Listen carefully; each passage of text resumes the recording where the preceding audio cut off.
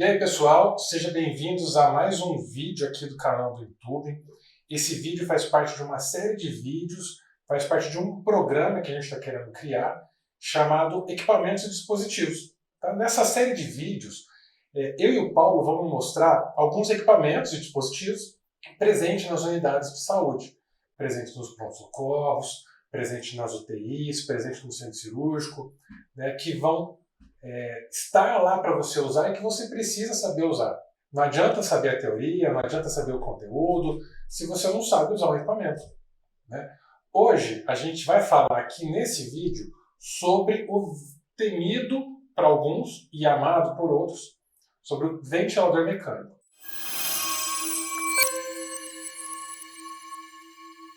Você foi lá, identificou que o teu paciente está em insuficiência respiratória, você identificou que ele está correndo risco, posicionou, medicou, pré-oxigenou, intubou, e aí? Precisa conectar ele no ventilador mecânico. Chama físio, chama o físio, chama o enfermeiro. Não precisa disso. Né? Se você for físio, aqui está assistindo nosso vídeo, se você for da enfermagem, você sabe do que eu estou falando.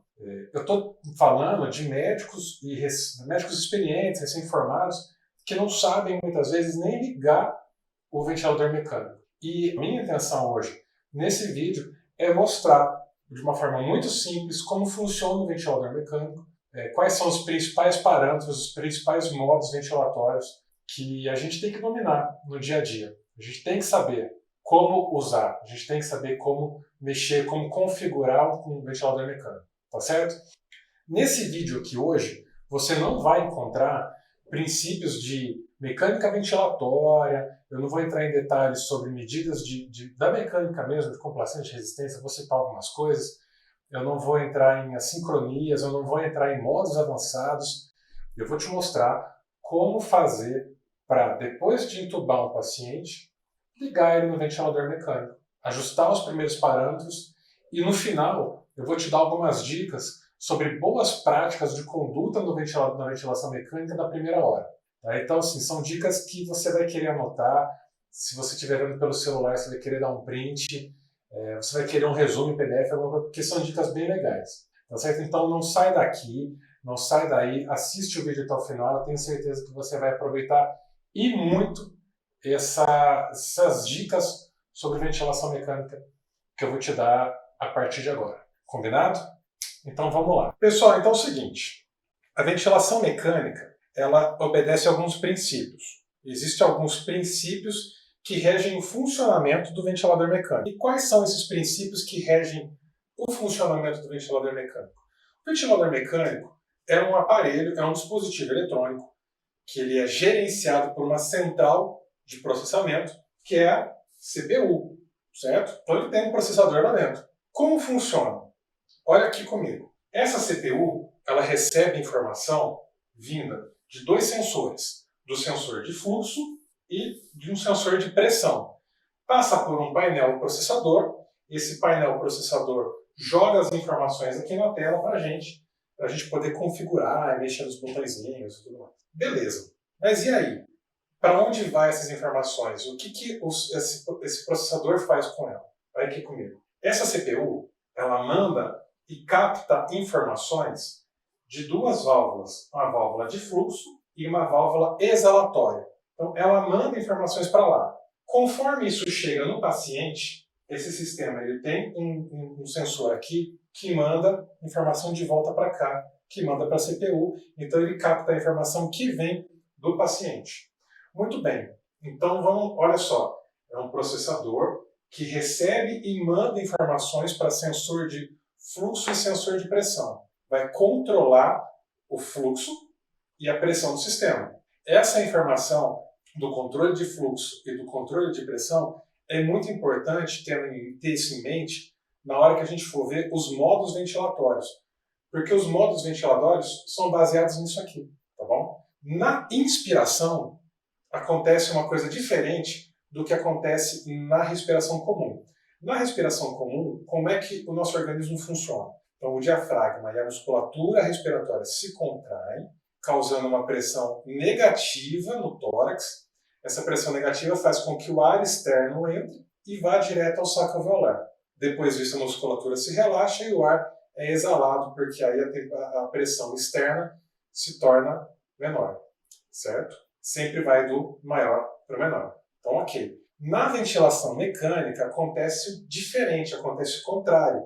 Você está jogando o ar para dentro do sistema respiratório. Você não espera a contração da musculatura, você joga o ar lá dentro. Então, a ventilação mecânica se baseia numa pressão positiva, uma ventilação por pressão positiva. Em alguns lugares você vai ver VPP, ventilação por pressão positiva, tá certo? Então você vai programar algumas coisas, você vai informar alguns parâmetros para que essa válvula se abra, essa válvula aqui ela se abre e o ar entra no sistema respiratório. Então essa válvula vai se abrir enquanto essa vai estar fechada, ok? De acordo com os parâmetros aqui que a gente vai ver logo em seguida, assim que o ar parar de entrar, essa válvula ela se fecha e essa válvula se abre. A válvula exalatória se abre e ela se mantém aberta o tempo suficiente para o ar sair. Por quê? Porque o ar sai espontaneamente. O ar não é puxado pelo sistema. O ventilador não puxa o ar para fora. O ar vai sair de acordo com a complacência do sistema respiratório, de acordo com a elastância do sistema respiratório. Esses nomes, complacência, elastância, resistência, são dados de mecânica ventilatória que não fazem parte desse vídeo de hoje. Tá bom? A gente vai falar sobre isso em um outro momento. Então, resumindo, a válvula de fluxo, a válvula inspiratória se abre.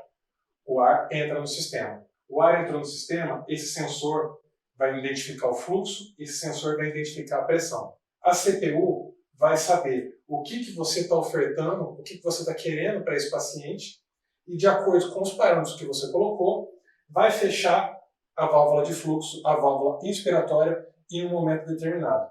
Fechou aqui, vai abrir a válvula exalatória, e esse ar vai ser exalado. Esse processo de saída vai ser também identificado pelos sensores e vai mandar para cá, para o painel. Você vai conseguir olhar e identificar como está a mecânica, como estão os parâmetros do paciente, podendo comparar o que você está solicitando para o ventilador fazer e o que o paciente está fazendo. Ok? Tranquilo? Vamos lá. Existem modos de ventilação. Basicamente, a gente tem 3 modos aqui de ventilação. O modo controlado, o modo assistido e o modo espontâneo. Então, no modo controlado, eu estou controlando aquilo que o meu paciente está recebendo. Eu estou forçando ele a ter aquilo, ok? No modo assistido, eu estou ofertando, mas eu também estou segurando um pouquinho a mão e vendo o que o meu paciente está fazendo. Obrigatoriamente eu estou mandando um parâmetro, mas se o meu paciente estiver fazendo algum esforço adicional que esteja dentro dos parâmetros que eu tenho ali programado, o ventilador deixa ele fazer, ele não vai bloquear. A gente chama esse modo de assisto controlado. E o modo espontâneo, ele é disparado pelo próprio paciente, tá certo? Olha aqui que interessante. Modo controlado. Você tem o controle da frequência respiratória. Você controla a frequência respiratória. Como você controla a frequência respiratória? Veja bem, a gente vai controlar, a gente vai solicitar para o ventilador fazer um volume corrente. Então a gente vai programar um volume corrente para ele. Esse volume corrente vai ser o necessário para que dentro de 1 minuto ele faça um volume minuto. Volume minuto é igual a volume corrente vezes a frequência respiratória. Então como é que o ventilador, como é que a CPU identifica isso aqui? Como é que a CPU vai saber a frequência respiratória quando você não informa? A frequência respiratória é o volume minuto vezes o volume corrente. Tá bom? É assim que o computador do ventilador vai identificar. Ele vai calcular isso aqui por 60 dentro de 1 minuto e vai identificar para você os parâmetros que ele precisa ajustar. Frequência respiratória, volume minuto, volume corrente. Isso vai depender se você está no modo controlado, assisto controlado ou espontâneo. Tá certo? Outra coisa, no modo assistido, o que gera muita confusão é assim, mas se eu estou controlando ou eu estou assistindo? Veja bem, o termo assisto controlado não é à toa, porque você vai falar para o ventilador, falar, olha, meu paciente precisa fazer tal volume corrente. Meu paciente tem que fazer tal frequência respiratória. A pressão de pico que meu paciente pode fazer não vai passar desse limite. O que o ventilador entende? Entende que esses parâmetros têm que ser respeitados. Se o seu paciente não está totalmente sedado, ele não está bloqueado, ele tem algum drive respiratório, se esse drive gerar um resultado de fluxo, de volume, de pressão, que se encaixar aqui, o ventilador vai permitir que o paciente faça esse ciclo espontâneo, que ele faça esse ciclo respiratório assistido, tá bom? Isso pode gerar um pouco de confusão às vezes, mas pensa que você tem uma caixa, você coloca o paciente dentro daquela caixa. O que ele puder fazer dentro da caixa sem estourar os limites, você permite. O que ele tentar fazer fora do limite, você bloqueia, tá bom? E o espontâneo é o espontâneo mesmo, é aquilo que a gente coloca parâmetros mínimos para dar um suporte e deixar o que eu chamo de bexiga cheia. Eu costumo explicar o PSV, né, o espontâneo assim. Seu paciente tem uma respiração espontânea, ele tem um drive espontâneo, mas ele ainda não tem força suficiente para manter uma respiração eficaz, para ser estubado. Então você dá um suporte para que ele atinja aqueles parâmetros necessários. Uma bexiga de festa, uma bexiga de aniversário é muito difícil de soltar logo que ela sai do saquinho, né? Ela é muito difícil de encher. Então você precisa fazer uma força muito grande para encher aquela bexiga. Quando você já encheu um pouquinho, ela está mais cheia, você consegue soprar com muito mais facilidade. É isso que o ventilador no modo espontâneo faz.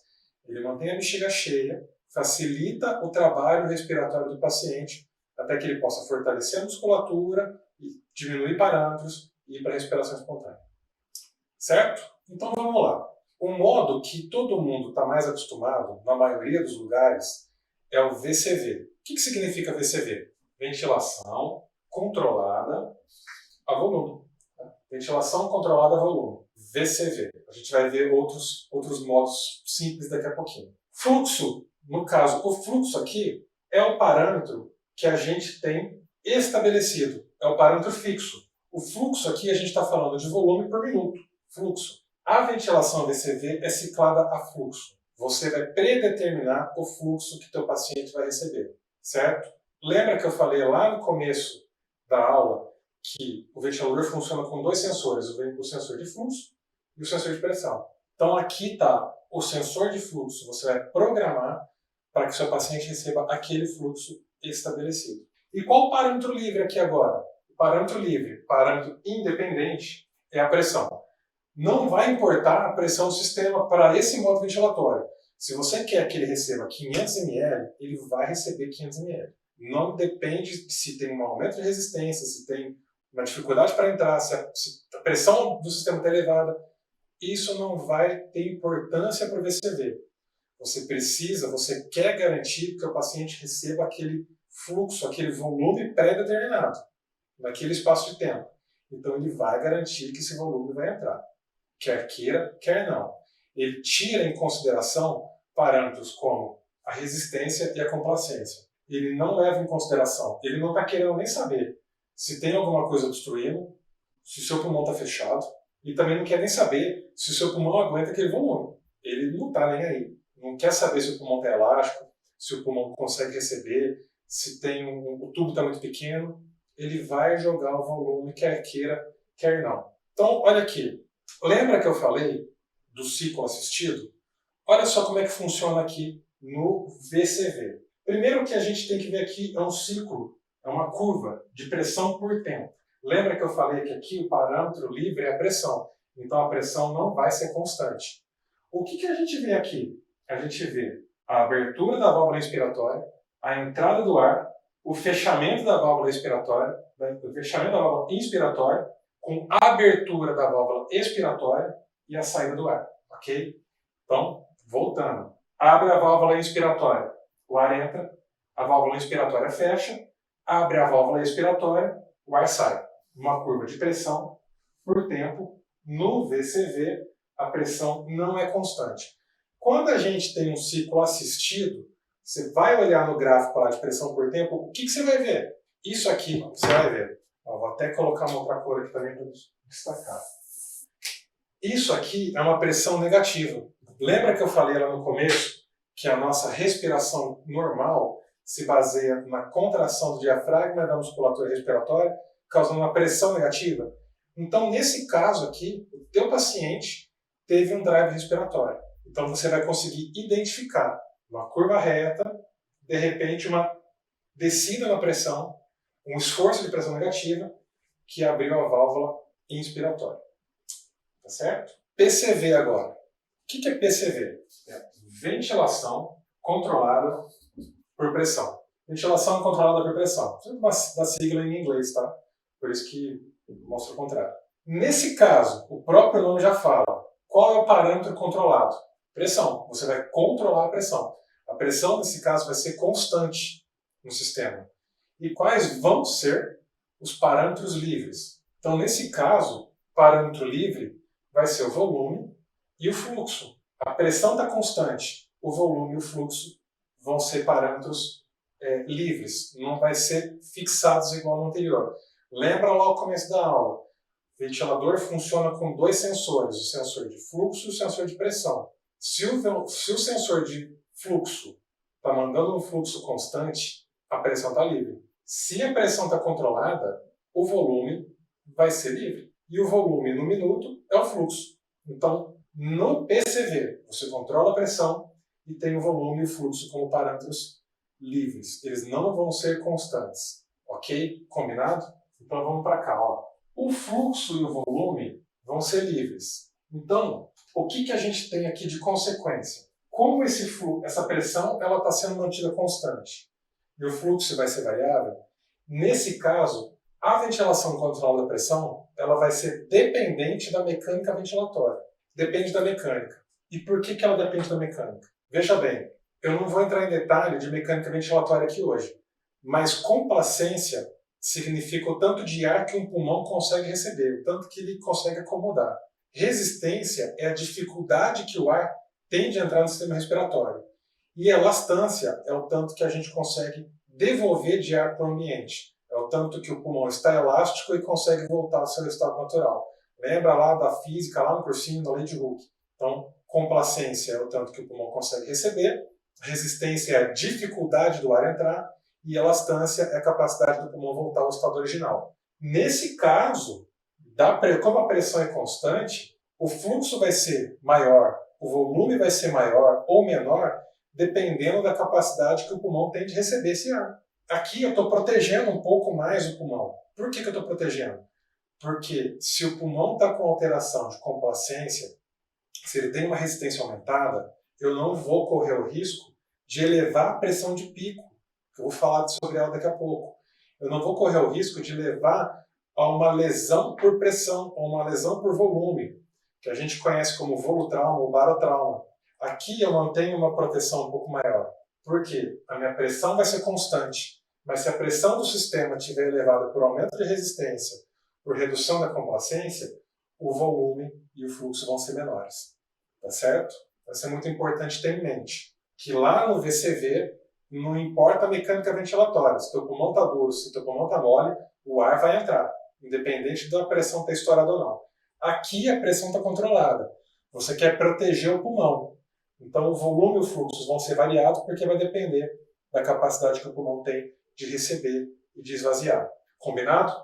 Ó, lembra lá no anterior? Curva de pressão por tempo. Aqui, meu colega, a pressão ela é constante. Ó, constante. O que vai variar? Fluxo e volume. E olha só, lembra que eu falei do assisto controlado? Aqui a gente também tem a inflexão da respiração espontânea. Então, daqui para cá, ventilação controlada.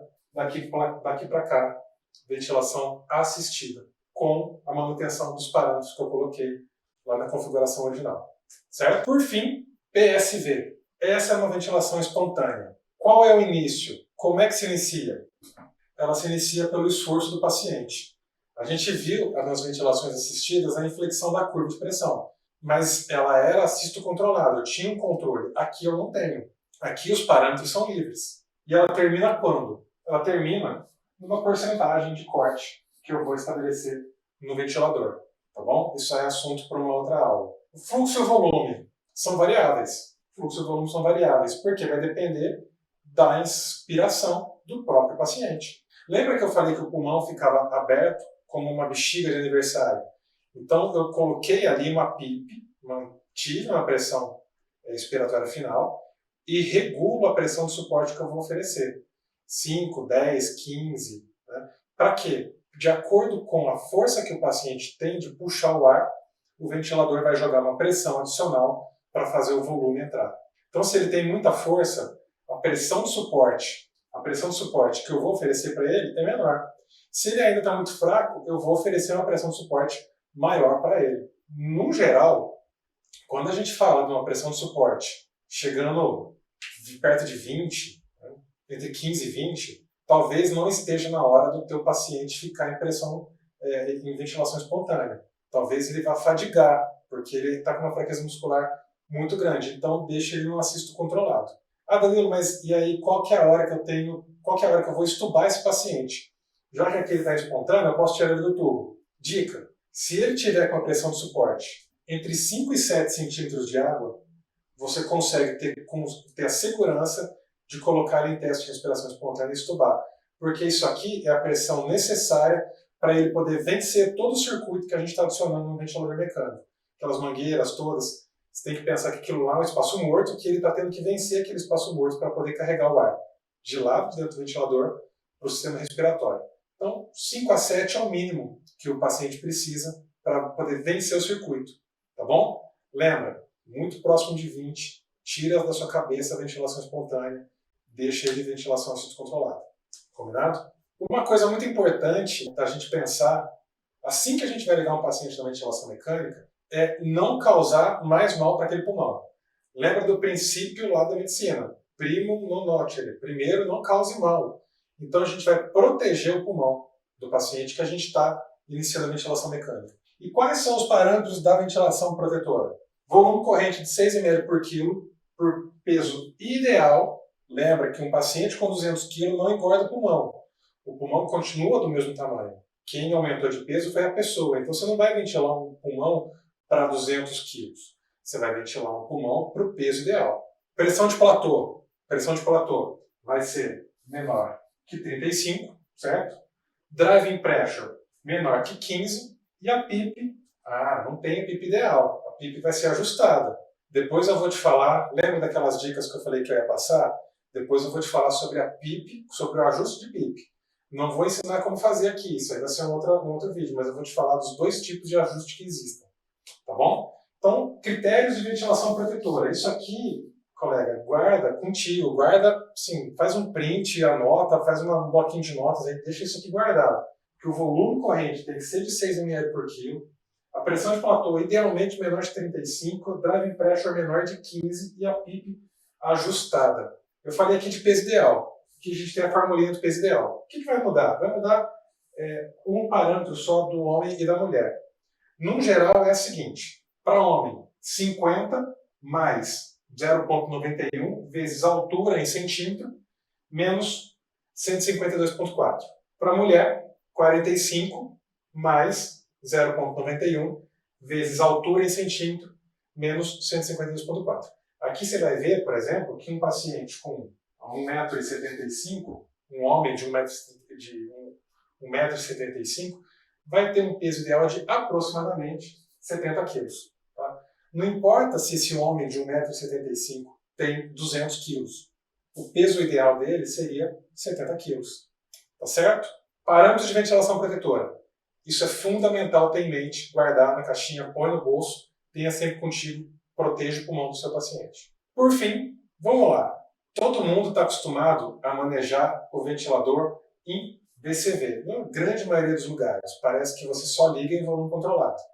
Tá? Qual que é o melhor modo de ligar o ventilador mecânico? Ou qual que é o melhor modo ventilatório? O melhor modo ventilatório é aquele que você e a sua equipe sabem usar. Não precisa saber os modos avançados, com estímulo neural, com sensor esofágico. Bobagem. Faz o básico bem feito. Fazendo o básico bem feito, você vai ter muito mais sucesso, o paciente vai ser muito melhor tratado. Geralmente, o VCV é o que todo mundo está mais acostumado. Então vamos aprender a ligar um ventilador em VCV. Primeira coisa que a gente tem que lembrar. Ventilação protetora. Proteja o pulmão do teu paciente. Eu acabei de falar sobre os parâmetros da ventilação protetora. Se você veio para esse vídeo direto nesse ponto, volta lá que você vai ver a ventilação protetora. Seguinte, ajusta a frequência respiratória. Olha, lá atrás eu falei que o volume minuto é o volume corrente vezes a frequência respiratória. Se você tem o volume corrente ideal, de acordo com a ventilação protetora, 6 ml por quilo, achou o volume corrente. Se você sabe o volume minuto ideal, que é de 7 a 8 litros por minuto, ora, sabendo isso, você consegue achar a frequência respiratória. Que é a frequência respiratória. A frequência respiratória ideal, tá certo? Vamos fazer o cálculo lá de novo? Então, a frequência respiratória vai ser o volume minuto pelo volume corrente. Se eu quero 7 de minuto, e para aquele paciente lá de 70 quilos, o volume corrente ideal é 0,420 litros, tá? Ou 420 ml, o que eu vou encontrar? Que para esse paciente, que eu estou acabando de ligar no ventilador, frequência respiratória 16, se eu não estiver muito errado nos cálculos. É isso mesmo, 16. Então essa é uma dúvida que muita gente tem na hora de ligar o ventilador.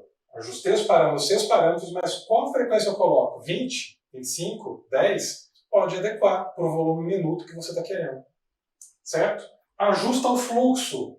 Ajusta o fluxo. A maior parte dos ventiladores tem o autoflow, que ele vai ajustar o fluxo automaticamente, você colocando aqui a frequência respiratória e o volume corrente. Mas se você não está com o ventilador com autoflow, você vai ajustar o fluxo. De que jeito? Vou te mostrar. 0,6 a 0,7 litros por quilo de fluxo, tá bom? Por peso ideal também.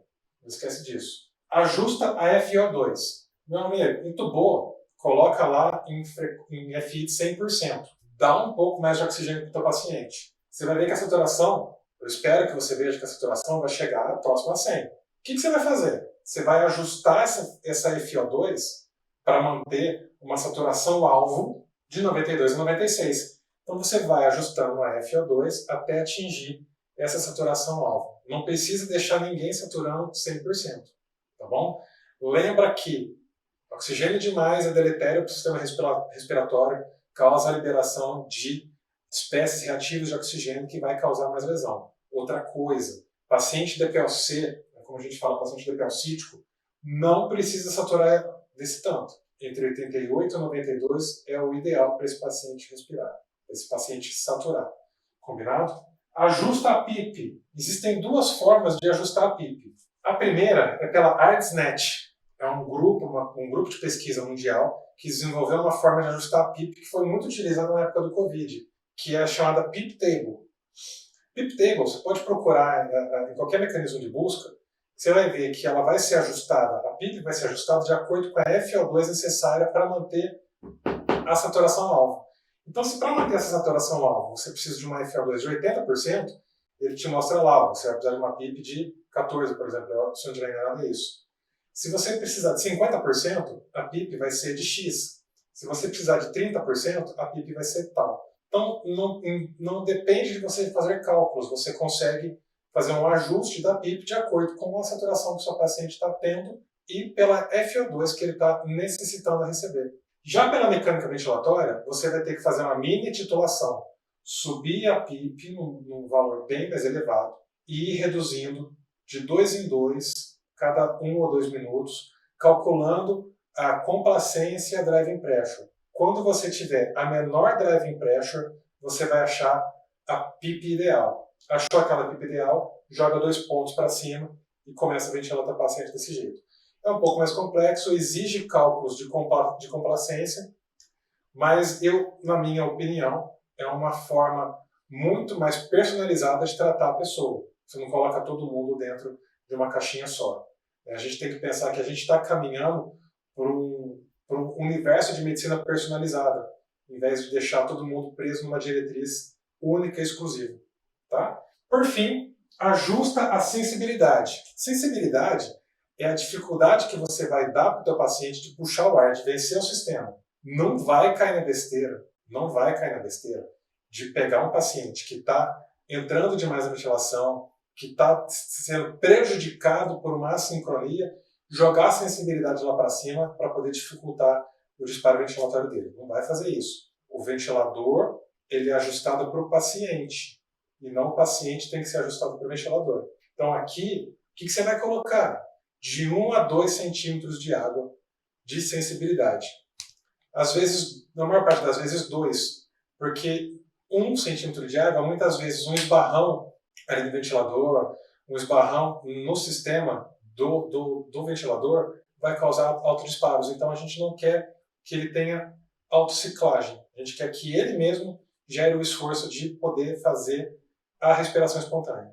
Tá? Então, sensibilidade de 2 centímetros de água, você não vai errar. Por fim, as dicas de boa prática que eu falei para você no começo do vídeo. Essas dicas, colega, guarda no bolso também. São dicas que vão fazer você ter uma maior segurança de manejar o teu paciente na ventilação mecânica e dar o melhor tratamento. Não é o certo ou o errado, são boas práticas. É bom você fazer, faz bem para o seu paciente, você vai estar fazendo o correto. Olha só essas dicas. Dicas de primeira hora na ventilação mecânica. Configure os alarmes. Primeiro, assim, alarme não é feito para ser desligado. Se está apitando, é porque tem alguma coisa errada. Se está apitando à toa, é porque você não configurou. Então, o que você tem que preocupar primeiro? A gente estava falando em VCV. Lembra que eu falei que o fluxo ele é controlado, mas a pressão não. Então, você não quer que aquele paciente tenha uma pressão estourada. Você não quer causar barotrauma, você não quer causar um voo-trauma.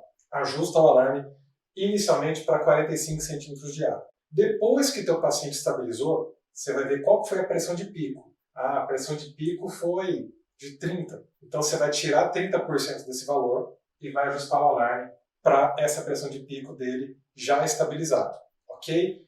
Ele só vai disparar se teu paciente começar a estourar a pressão de pico. Se começar a estourar a pressão de pico, está tendo aumento na resistência do sistema. Toma cuidado. Está entrando ar demais, ou então não está conseguindo entrar ar. Você vai ajustar de acordo com a necessidade do teu paciente. Segunda coisa, pede uma gaso arterial, de preferência depois de 30 minutos. Deu meia hora que teu paciente está no ventilador, pede uma gaso. Vamos ver como é que estão os gases. Vamos ver como é que está a pressão parcial de oxigênio, do CO2, como é que está a saturação, como é que está o bicarbonato. Vamos ver se precisa fazer algum ajuste, se ele não está retendo demais. Se é um paciente de PLC, se ele não está lavando demais. Né? Pede uma gaso depois de 30 minutos. E, de preferência, evita transportar esse paciente nos primeiros 30 minutos. Você só vai transportar o teu paciente na ventilação mecânica antes de 30 minutos se for uma emergência. Por exemplo, paciente que você entubou para proteger a via aérea por causa de uma hematêmese maciça. O cara teve um rompimento de variz esofágica e está lá vomitando, você precisa levar ele para a endoscopia e o que você vai fazer? Você vai entubar ele primeiro. Entubou, estabiliza o mais rápido possível e transporta ele o mais rápido possível para cessar o sangramento. Tá? Se não for uma emergência, evita transportar nos primeiros 30 minutos. Paciente com PIP elevada.